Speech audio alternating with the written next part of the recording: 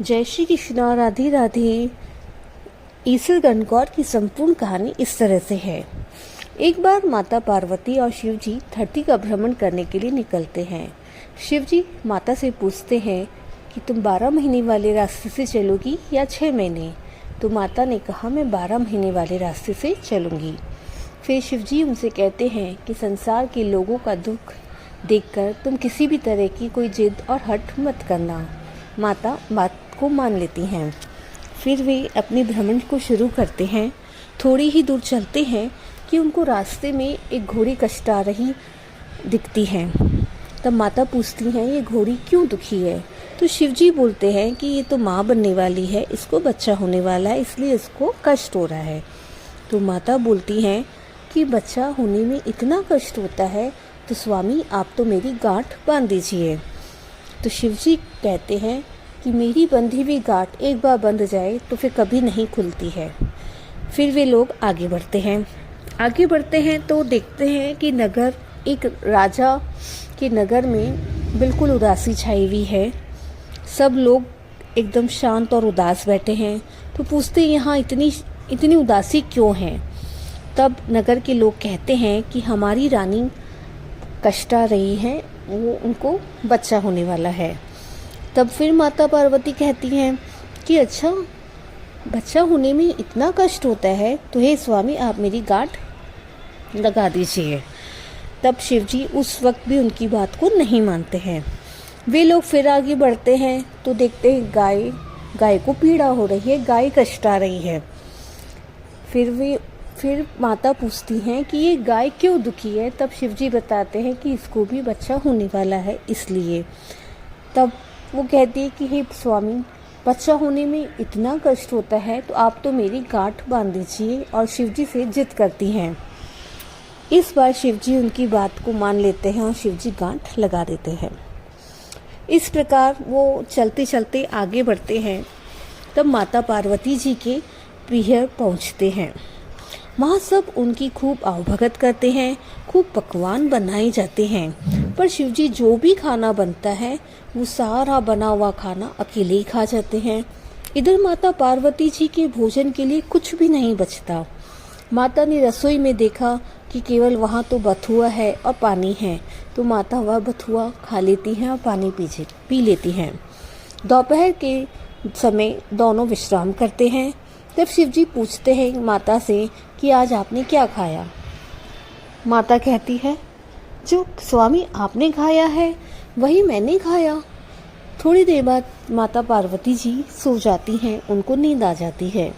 तब शिव जी पार्वती जी के पेट की नाभि की ढकनी खोलकर देखते हैं कि पार्वती जी के पेट में तो केवल बथुआ का साग में पानी ही दिख रहा है।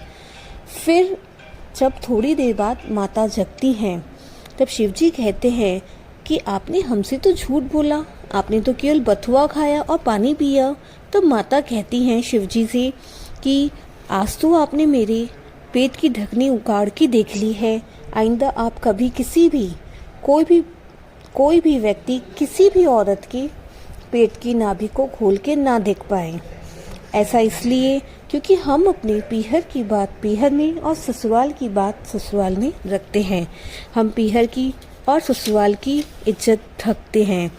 और शिव जी से वचन लेती है कि आज की बात कोई भी किसी भी महिला के पेट की ढकनी खोलकर नहीं देख पाएगा। शिव जी उनको यह वचन देते हैं। अब वे दोनों वापस कैलाश पर्वत की ओर निकलते हैं।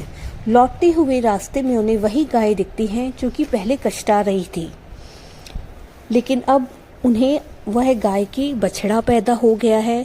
तो वह अपने बछड़े को चाट रही दिखती है और बहुत ही खुश दिखती है। तब माता बोलती है कि बच्चा होने पर इतनी खुशी होती है तो हे स्वामी आप तो मेरी गांठ खोल दीजिए। तब शिव जी कहते हैं माता से कि मैंने पहले ही कहा था कि मेरी बंधी हुई गांठ कभी नहीं खुलती। फिर वे थोड़ा और आगे बढ़ते हैं। तब देखते हैं कि उसी गांव में जहाँ से वो पहले निकले थे वहाँ गांव में ढोल नगाड़े बज रहे हैं, मिठाइयाँ बांटी जा रही है, लोग खूब नाच रहे हैं, गा रहे हैं और खुशियाँ मना रहे हैं। तो पार्वती जी कहते हैं यहाँ क्या हुआ है, सब कहते हैं कि रानी के यहाँ बेटा हुआ है, उसी का जश्न मनाया जा रहा है। तो माता कहती हैं कि पुत्र प्राप्ति पर इतना जश्न मनाया जाता है, तो हे स्वामी मुझे भी बच्चा चाहिए, आप मेरी गांठ खोल दीजिए। लेकिन शिवजी उनकी गांठ नहीं खोलते हैं। फिर थोड़ी और आगे चलते हैं, तब उनको वही घोड़ी दिखती है और उस घोड़ी के बच्चा हो गया है। घोड़ी अपने बच्चे को खूब प्यार कर रही होती है और फिर माता उनको देख के बहुत खुश होती है और जिद करती है कि आप मेरी गांठ खोल दीजिए। लेकिन प्रभु शिवजी उनसे कहते हैं अब ये गांठ नहीं खुल सकती। कहने पर भी कि स्वामी आप मेरी गांठ खोल दीजिए, शिवजी कहते हैं कि मेरी लगी गांठ एक बार लग गई तो लग गई, खुलती नहीं है। थोड़े दिनों में भ्रमण करते करते शिवजी और पार्वती जी कैलाश पर्वत पर पहुंच जाते हैं। फिर वहां माता गौरा अपने शरीर पर उपटन लगाती हैं, जिसे मैल को उतार कर उस उपटन से ही उसे एक पुत्र का रूप देकर उनमें जान डालती है और उसे गणेश का नाम देती है। आगे चल के इसी गणेश जी पर हाथी का सर लगाया जाता है और उसे सभी देवी देवता अलग अलग नाम देकर देते हैं और कहते हैं कि सर्वप्रथम गणेश जी की ही पूजा की जाएगी। कुछ दिनों बाद चैत का महीना आता है। औरतें गणगौर के दिन माता पार्वती जी की पूजा करती हैं। माता पार्वती उनकी पूजा से खुश होकर उन्हें पहले आने वाली औरतों को सारा सुहाग बांट देती हैं। लेकिन थोड़ी देर बाद ब्राह्मणियों और बणिए की औरतें सज धज कर पकवान बनाकर फल बनाकर माता की पूजा के लिए आती हैं।